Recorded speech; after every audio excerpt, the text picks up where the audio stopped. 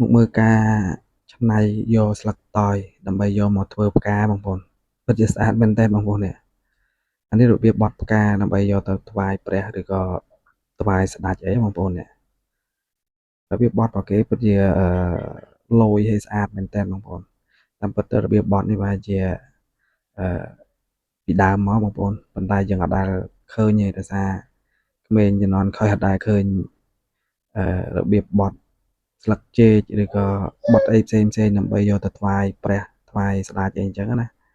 ហើយអានេះបងប្អូនអាចជួយ share អ្នកមួយទៅដើម្បីឲ្យក្មេងៗជំនាន់ក្រោយដឹងថារបៀបបត់ផ្កាបត់អីថ្វាយព្រះតាំងពីជំនាន់មុនអីពីទំនៀមទម្លាប់យើងចាស់ពីដើមអីគឺគាត់បត់អញ្ចឹងបងប្អូនបត់អញ្ចឹងមកយកទៅដាក់ថ្វាយព្រះទៅគឺពិតជាស្អាតមែនតើបងប្អូននេះមើលពីរបៀបច្នៃនិងធ្វើលយមែនតើបងប្អូនអត់ដែលឃើញទេបងប្អូន